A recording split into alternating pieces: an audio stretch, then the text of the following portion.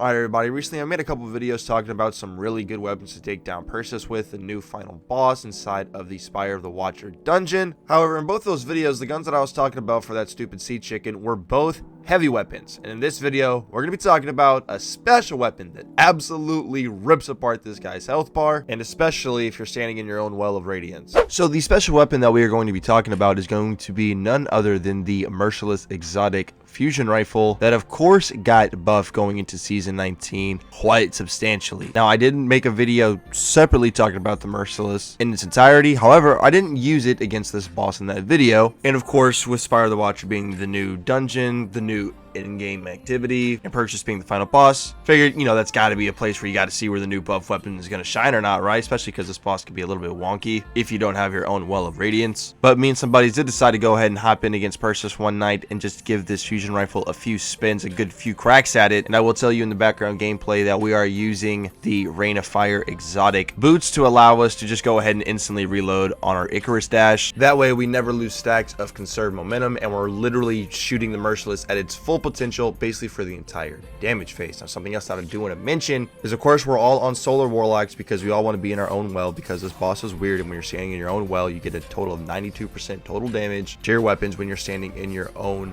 well, because wyverns take more damage from abilities, and when you're standing in your own well, all damage dealt from you including your weapons counts as ability damage. Okay, now that that's out the way, we're also going to be rocking with Font of Might up for the entire damage phase. Once again, if you have 4 stacks of Font of Might in just 1 elemental time dilation, you are able to get 30 seconds of Font of Might. Now you'll see that in the first clip we only have 2 people, me, one other buddy, and then the other clips we have 3 people using Merciless, and then we can clear for our debuff, right? And then proceed to just dump all of our fusion rifle shots. Keep in mind that if you have the ability to outright skip your reload and keep all of your stacks of conserved momentum up throughout the entire damage phase, you will be able to get through all of your Merciless shots, and this is a special weapon that absolutely chews through this boss. If you have not tried Merciless for this boss, I highly recommend giving it a shot, because dude, for a special weapon, this thing is out here giving this boss, and actually the entire game, the absolute hands, the business, the work. Oh, he has immunity. Oh, okay.